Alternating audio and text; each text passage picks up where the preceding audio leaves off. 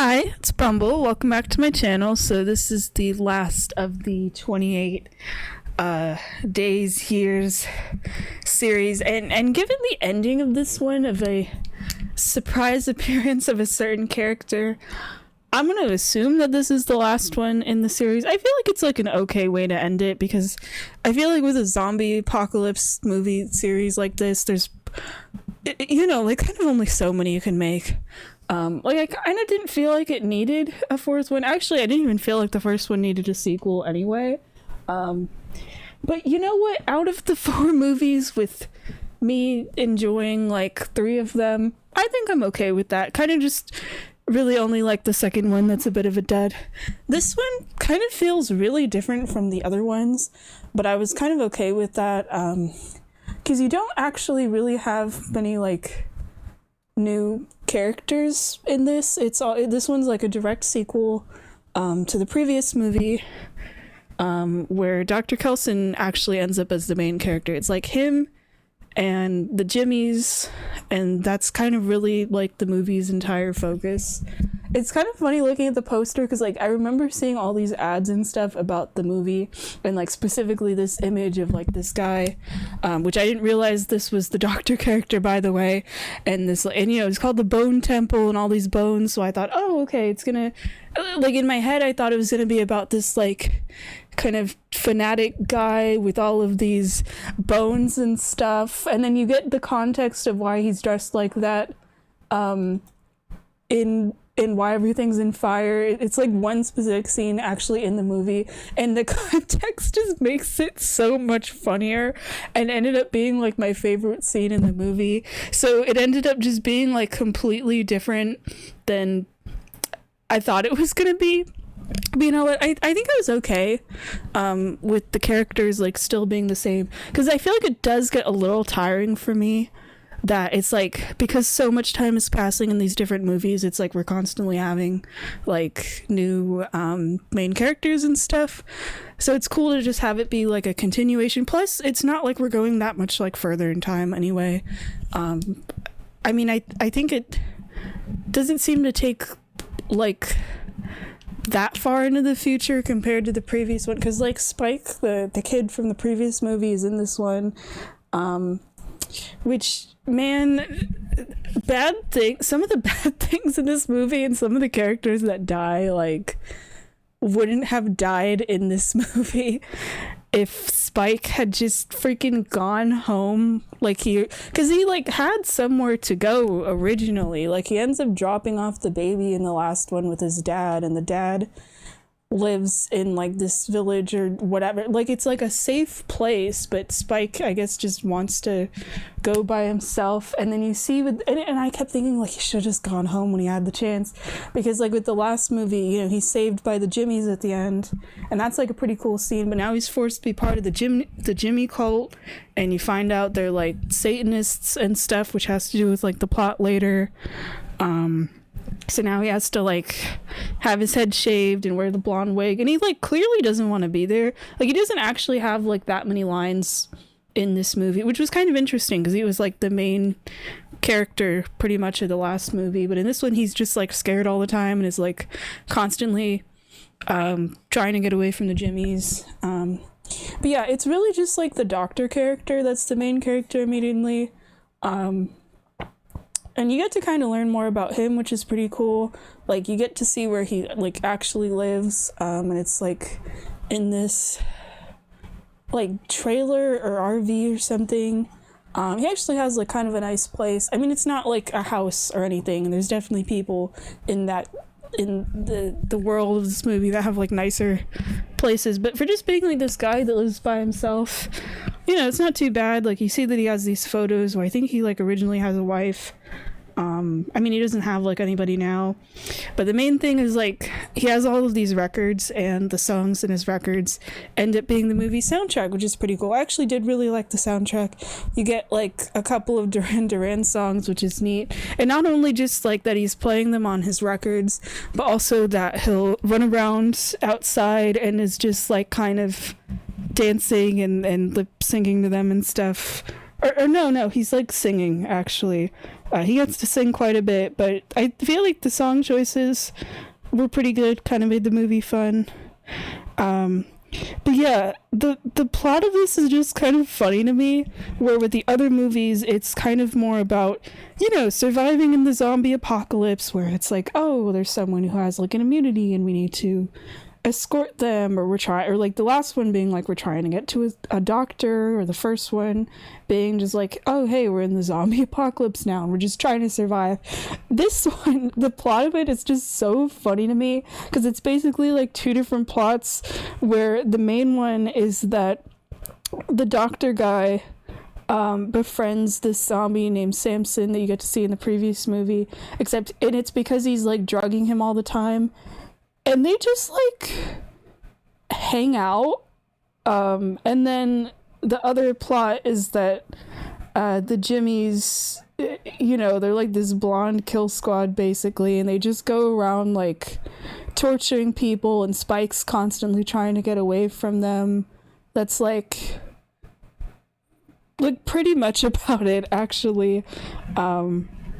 So it's less of like a survival movie and more just about all of these like really weird people, because the doctor guy, he is really interested in Samson and like trying to cure him, and he does somehow end up like curing him at the end. Like Samson regains the ability to speak and isn't just like a mindless zombie, and he's actually able to talk to the doctor at the end, which is pretty neat.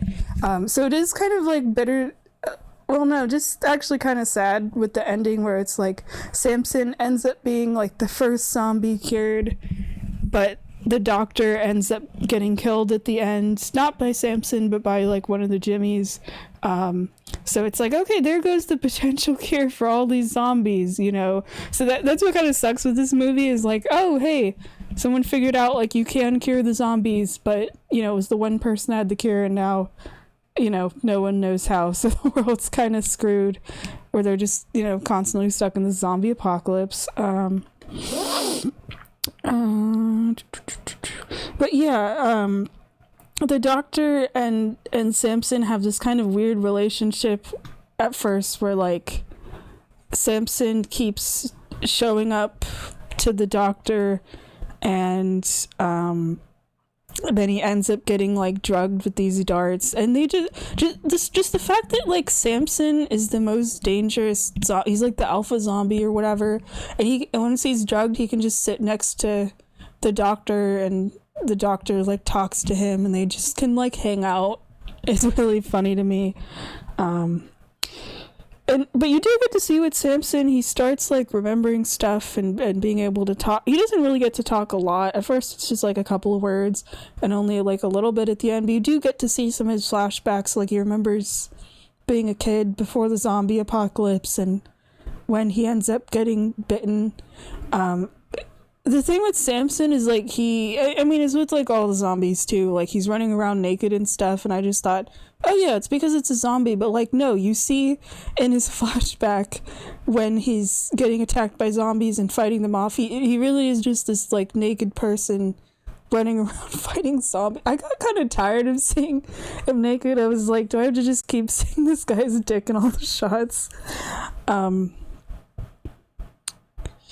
And then meanwhile, the doctor is still covered in like iodine and everything. I mean, he runs around like shirtless occasionally. And then it ends up being this whole thing where he ends up meeting the main Jimmy. They actually do get to like talk for a while, which was kind of interesting. And like Jimmy even talks about like the day he lost his family, and saying of how if his mom and his sisters had like gone to hide in the church, they would have survived. I mean, he has like a lot of trauma and stuff from, hold on a second. My voice is getting a little funny. From, the zombie apocalypse happening and everything. I completely get it. Like he still has like the obsession with the Teletubbies and everything, because it was, like literally like the last moment of his normal life was watching the Teletubbies. They don't sadly have the cover of the Teletubbies song in this again from the last movie, which was actually pretty cool. but yeah, he has a conversation with the doctor, which I thought was kind of nice. Because most of the movie, Jimmy's like running around yelling and torturing people and ordering around his like followers and whatever, and his followers, like, they're not all interested. They're kind of in like actually following him. Some of them are just like forced to be there. Like there's a lady named Kelly who's forced to be there, and she ends up rebelling at the end, which is kind of nice. But then it ends up being this whole thing where like Jimmy thinks that the doctor is like Satan because he like paints himself red and he's surrounded by bones. So like, I get it, you know. But then he realizes he's not. But he's like, oh, I told my followers that you are, so you have to like pretend to be Satan or we're gonna kill you. So then it leads to my favorite sequence in the whole movie, where the doctor basically has to pretend to be Satan, where he wears like even more makeup, not to make himself like more red, but just like around his eyes and stuff. And he has this sort of like, it looks like pants in the poster, but it's actually some kind of like long skirt. I don't even know where that came from. And then he ends up playing the Iron Maiden song Number of the Beast, and he's like, he has all the candles. There's like a bunch of like lanterns and stuff for the bone towers, but he ends up like setting all these fires and shit.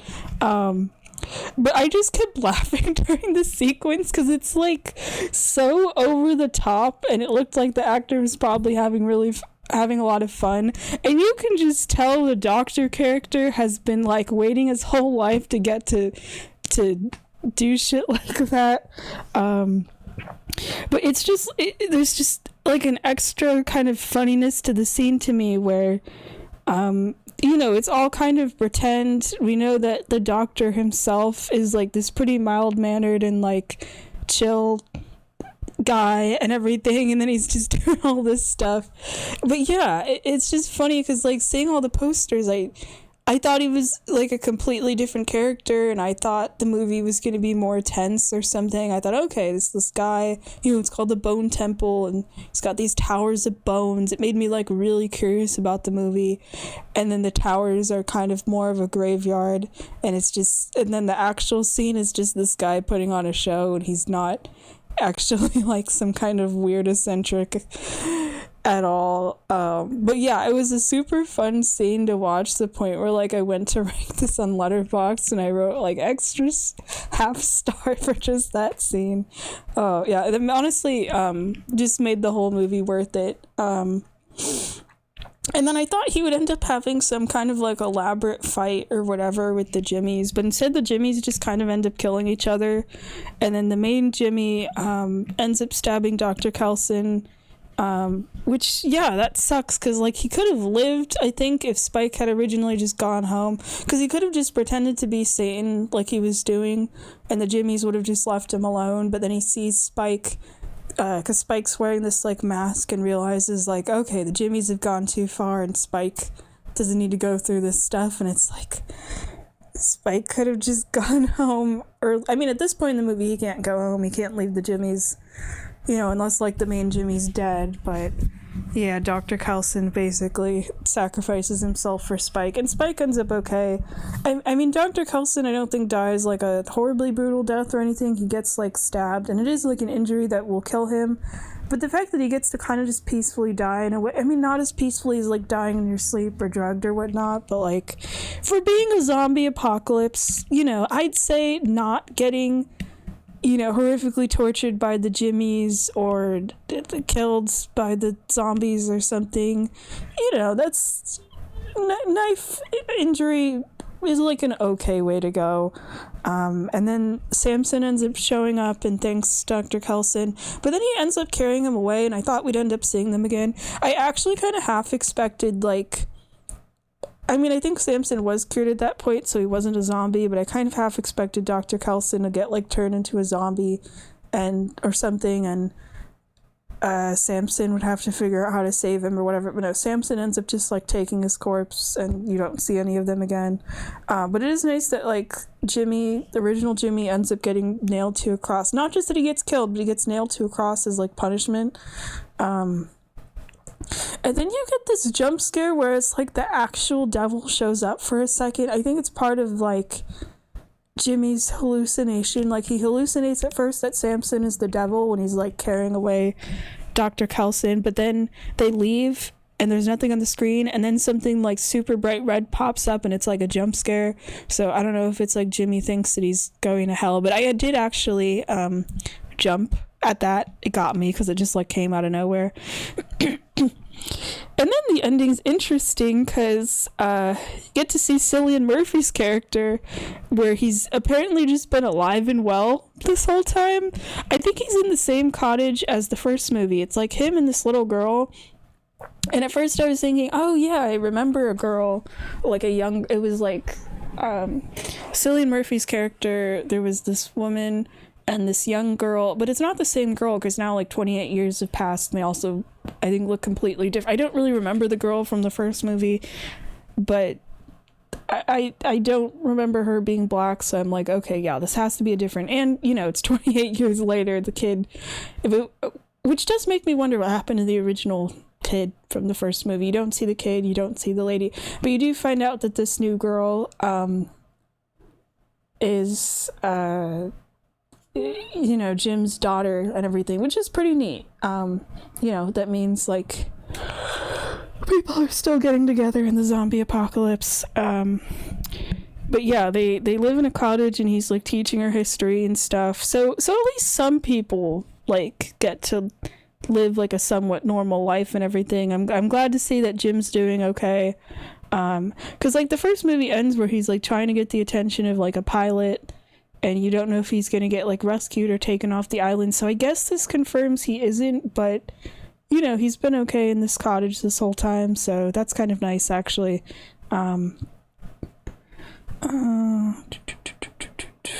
But yeah, then it ends with him and his daughter, and they end up helping Kelly and Spike because they see them kind of approaching, but they're like in trouble with zombies. So at least like some more characters end up okay. But yeah, it just sucks that like Dr. Kelson didn't get to survive because he could have gone with them and then figured out like how to cure the zombies. I think that's the thing I'm just kind of like about the movie, where it's like we have the potential now where they could stop the zombie apocalypse, but like the one person who figured it out, who was like an actual doctor and everything, is dead now. So not just, it doesn't just suck of like, yeah, I like Dr. Kelson as a character and he gets killed, but also like they could have saved the world. But yeah, that's pretty much my thoughts on the whole movie. This one was my favorite out of all of them. Like I didn't feel like any of them needed a sequel, but it was kind of nice that 28 years later did end up getting like a direct sequel, and we got one of these movies where it's not like solely focused on like some people frantically trying to survive the zombie apocalypse. This one's like a bit more chill, where it feels like there's actually even kind of like less zombies, which is funny. But I feel like with zombie stuff, it's never actually really the focus on the zombies, it's more the focus on like the survivors and stuff. So I think that's fine. I don't need like constant zombies or whatever. But yeah, pretty good. Glad I'm done with this series, though. I got other stuff to watch. So see you next time. Bye bye.